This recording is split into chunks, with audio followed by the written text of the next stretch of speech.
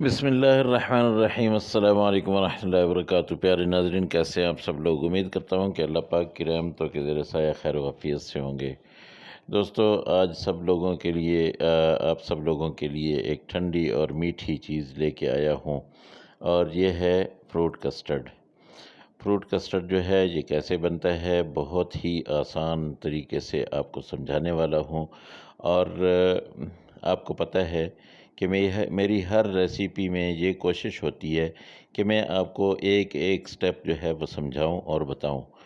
तो मेरे तरीके से ही आप रेसिपी बनाया करें। इंशाल्लाह इंशाल्लाह आप देखेंगे कि आपको बहुत अच्छी अच्छी डिशें घर में पकाने को मिलेंगी और बहुत मज़ा आएगा। 1 लीटर मैंने दूध लिया, चूल्हे पे चढ़ाया, उसके साथ मैंने कुछ फ्रूट ले लिया है। इसमें 4 केले हैं और 3 सेब हैं, थोड़े से ये अंगूर हैं, तकरीबन 1 कप है। तो कस्टर्ड मैंने बनाना है, उसके बाद उसमें फ्रूट डालना है। कैसे बनाना है, क्या तरीक़ेकार है। अक्सर लोगों का कस्टर्ड जो है वो ख़राब हो जाता है, या तो वो थिक नहीं बनता, और अगर थिक बनता है तो बहुत ज़्यादा थिक बन जाता है। तो उसके लिए मैं आपको ऐसी ऐसी टिप बताऊंगा कि आप जो है वो टिप्स जब यूज़ करेंगे तो इंशाल्लाह आपका कस्टर्ड जो है वो बहुत अच्छा और मेयारी बनेगा। ठीक है। तो ये मैंने इसको बॉयल कर रहा हूँ बॉयल, और ये मैंने चूल्हे पे चढ़ाया हुआ है। इसको आपने क्या करना है कि सबसे पहली बात तो ये है कि इसमें आप ये चम्मच हिलाते रहें। इसकी जो अपना बलाई है वो जमे नहीं ऊपर। ठीक है। इसको जब आप हिलाते रहेंगे तो ये दूध जो है ये उबलता हुआ खौलता हुआ जो जो दूध होता है, इसके ऊपर एक क्रीम की तह सी बन जाती है। तो ताकि वो तह जो है वो ना बने, इसलिए आप उसको बार बार थोड़ी देर के बाद जो है वो हिलाते रहेंगे। तो इंशाल्लाह ये बहुत ही मज़े का एक थिक होता हुआ दूध जो है ना आपको नज़र आएगा। और दोस्तों, सबसे पहली मेरी गुजारिश ये है कि मेरे चैनल को सब्सक्राइब करें जो नए दोस्त हैं। अच्छा, इसमें मैं अब उबलते हुए तकरीबन 4-5 मिनट हो गए हैं, तो चीनी मैंने डाल दी है। 1 किलो दूध है तो इसमें तकरीबन 1.5 कप मैं चीनी डाल रहा हूँ। आपको अगर आप लोग खाते हैं, ज़्यादा ज़रूरत है, तो आप बेशक इसमें जो है वो ज़्यादा चीनी डाल सकते हैं। अच्छा, चीनी डाल के फिर आपने इसको ऐसे ही हिलाते रहना है। तो फ्लेम जो है वो आपने ज़्यादा हाई नहीं करना है, वरना दूध जो है वो जल जाएगा। तो इसके साथ साथ मैंने 1 कप जो है ठंडा दूध रख लिया था, उस कप में मैं कस्टर्ड डालता हूँ। ये तकरीबन मैंने 3 चम्मच कस्टर्ड डाला है। ये वाला चम्मच जो है ये मैंने 3 चम्मच कस्टर्ड डाला है, और इसको मैंने अच्छी तरह से मिक्स करना है। ये जो आपको नज़र आ रही है ना, ये छोटी छोटी गुठलियाँ सी जो ये नज़र आ रही हैं ना, इन गुठलियों को मैंने ख़त्म कर देना है। ये इसके अंदर बिल्कुल जब हल हो जाएगा कस्टर्ड, तो उसके बाद ये कस्टर्ड जो है मैं उसमें डाल दूँगा, कढ़ाई में डाल दूँगा, दूध में डाल दूँगा। तो दोस्तों, मैं आपसे कह रहा था कि मेरे जो नए दोस्त चैनल पे आए हैं वो मेरे चैनल को सब्सक्राइब करें। मैं आपको कसम खा के बताता हूँ कि ना आपका पैसा लगता है इसमें, जो आप सब्सक्राइब करते हैं, ना आपका कोई जो है ना इसमें ज़ोर लगता है। सिर्फ़ एक बटन आपने दबाना है, और उससे मेरा फ़ायदा क्या होगा कि मेरा और आपका राब्ता, मेरा और आपका ताल्लुक़ रहेगा। क्योंकि मैं इतनी मेहनत से ये डिशें बनाता हूँ, यकीन जानिए इतनी सख्त गर्मी में खड़े होके मैं आप लोगों के लिए बना रहा होता हूँ।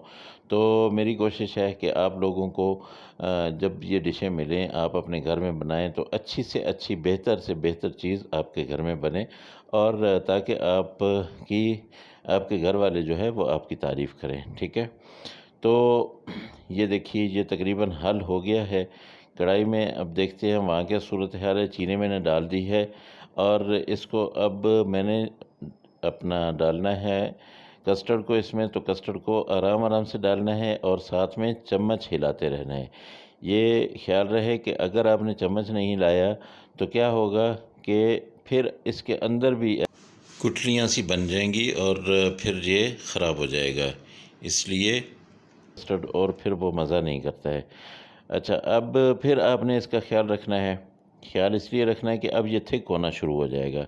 जैसे जैसे ये पकेगा ऐसे ऐसे ये थिक होता जाएगा। अच्छा, इसको पकाते हुए तकरीबन मुझे ये 20 मिनट हो चुके हैं। 20 मिनट में मैंने इसको क्या किया है, पहले वैसे ही अपना बॉयल किया है, उसके बाद जो है फिर मैंने इसमें ये कस्टर्ड डाल दिया है।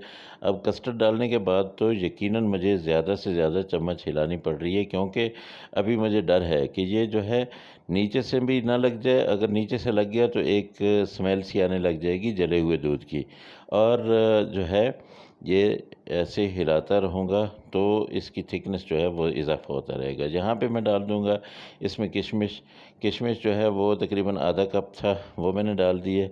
इसके साथ जो जो भी अब फ्रूट जाने हैं वो मैंने डालने हैं, लेकिन जो फ्रेश फ्रूट हैं वो मैं उतार के डालूँगा, ठीक है। तो ये मैंने चूल्हे से उतार दिया है। अब यहाँ पे मैं अंगूर डाल रहा हूँ। अंगूर डाल के एक-एक फ्रूट आपने डालना है और इसको आपने थोड़ा-थोड़ा हिलाते रहना है, ठीक है। तो दोस्तों, ये बहुत मज़े की डिश बन रही है। आप लोग इसको ज़रूर ट्राई कीजिएगा। ये गर्मियों में ठंडक का एहसास है। देखिए ये ग्रीन ग्रीन है, क्यों ग्रीन ग्रीन है? ये फ्लेवर मैंने लिया है बनाना का। अच्छा, इसमें मैंने केले डाल दिए। केले डाल के इसको भी फिर आपने थोड़ा-सा ऐसे हिला लेना है। अब आप देखेंगे कि जैसे-जैसे ये ठंडा हो रहा है ना, ऐसे-ऐसे ये थिक होना शुरू हो गया है। लेकिन यकीन जानिए कि ये बिल्कुल जमेगा नहीं। जैसे आप लोग ये समझ रहे हो कि बिल्कुल ही जो है ना ये अपना जम जाएगा, ये ऐसे नहीं होगा।